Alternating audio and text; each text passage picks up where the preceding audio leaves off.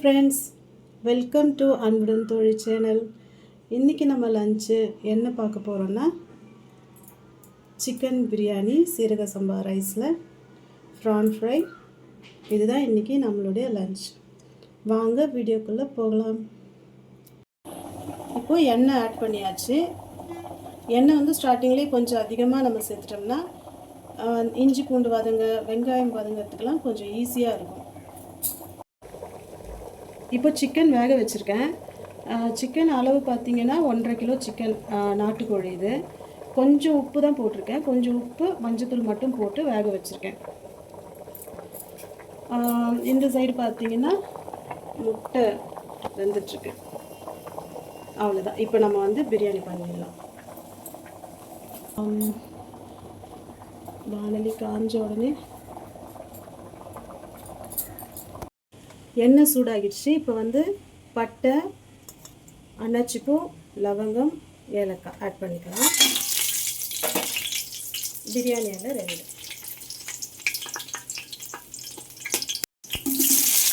அடுத்து வெங்காயம் சேர்த்துடலாம்.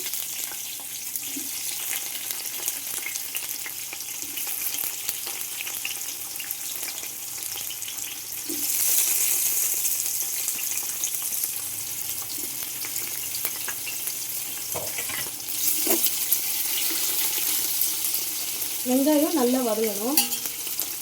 பிரியாணியில் டைம் எடுக்கிறது இந்த வெங்காயம் வதங்குற டைம் தான். கொஞ்சம் அது நல்லா வதங்கி வரணும். பொறுமையாக நல்லா வதங்க வச்சு செஞ்சால் தான் பிரியாணி டேஸ்ட்டு கரெக்டாக இருக்கும். பாருங்கள், நல்லா வெங்காயம் வதங்கிடுச்சு. இப்போது இஞ்சி பூண்டு விழுது ஆட் பண்ணிக்கலாம்.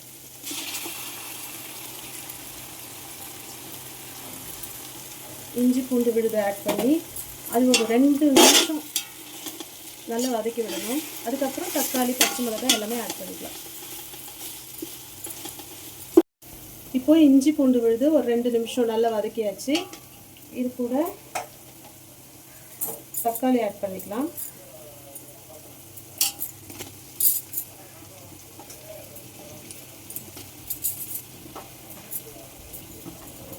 தக்காளி ஆட் பண்ணி அதுக்கப்புறம்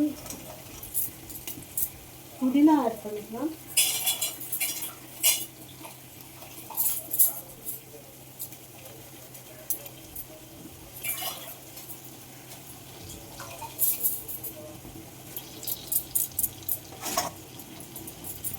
பச்சை மிளகாய் ஒரு 10 பச்சை மிளகாய் ஆட் பண்ணியிருக்கேன் நான். இப்போ இது நல்ல ஒரு 5 மினிட்ஸ் நல்லா வதக்கணும். இப்போது நல்லா வதங்கிடுச்சு. நம்ம தேவையான அளவு தண்ணி ஊற்றிக்கலாம்.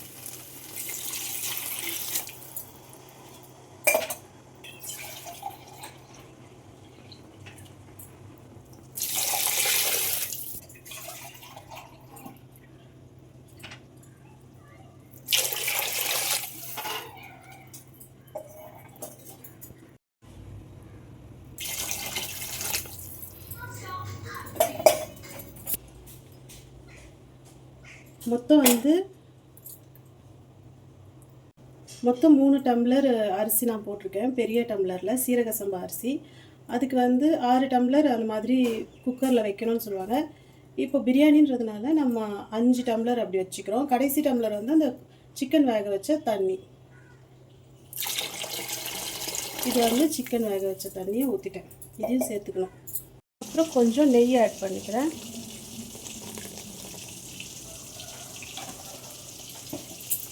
இப்போது அரிசியை சேர்த்துடலாம். சீரக சம்பா அரிசி. இது வந்து ஒரு 1 ஹவர் நம்ம ஊற வச்சுட்டு செஞ்சால் கொஞ்சம் ஈஸியாக இருக்கும். அரிசி வந்து சாஃப்டாக நல்லா வெந்து வரும் சீக்கிரமாக.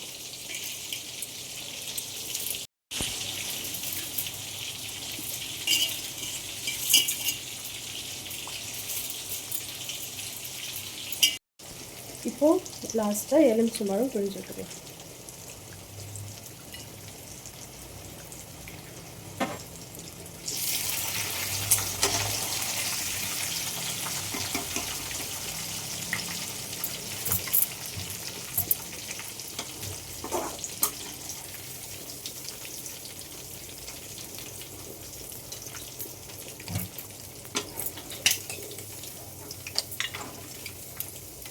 இப்போ நல்லா மிக்ஸ் பண்ணிவிட்டு நம்ம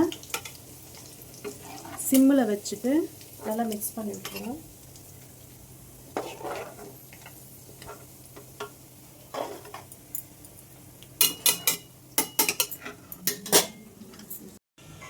சிம்மில் வச்சு அது ஆல்ரெடி கொதிச்சுட்டு தான் இருக்குது.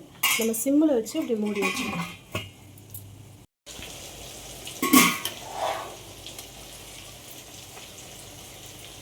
இப்போ ரைஸ் இன்னும் வேகலை, ஒரு 20% தான் வெந்திருக்கு. இப்போவே நம்ம சிக்கன் ஆட் பண்ணிக்கலாம்.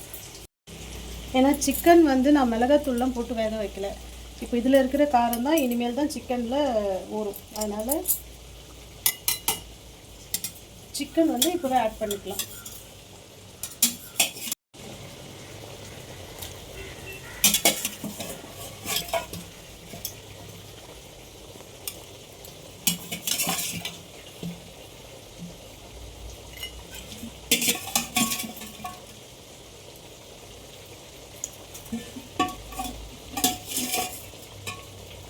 அவ்வளோதான். இப்போ இது இப்படியே இருக்கட்டும்.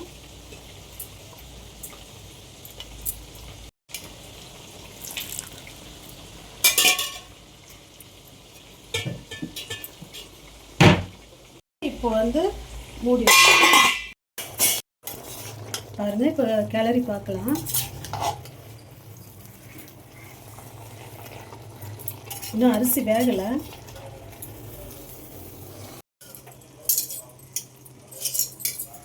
அரிசி வந்து இன்னும் வேகலை.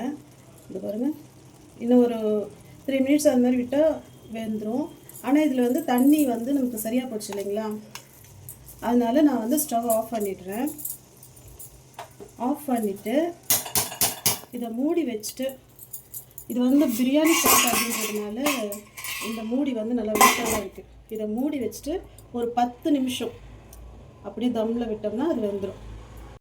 ஓகே ஃப்ரெண்ட்ஸ், இப்போ வந்து 10 மினிட்ஸ் நான் அப்படியே விட்டுட்டேன். தீயை அணைச்சிட்டு இப்போ எப்படி இருக்குது பார்க்கலாம்.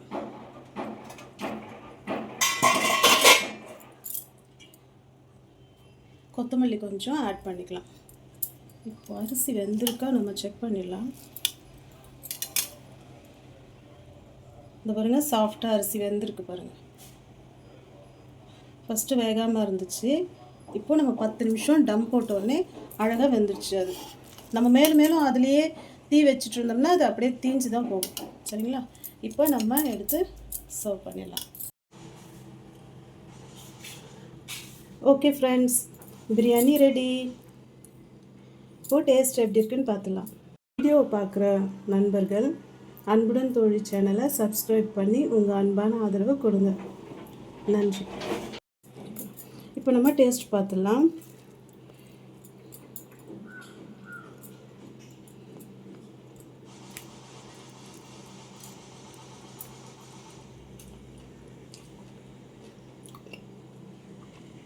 உப்பு காரம் எல்லாமே ரொம்ப கரெக்டாக இருக்குது ஃப்ரெண்ட்ஸ். நீங்கள் வந்து இதே மாதிரி உங்கள் வீட்டில் ட்ரை பண்ணி பாருங்கள். டேஸ்ட் ரொம்ப நல்லாயிருக்கும்.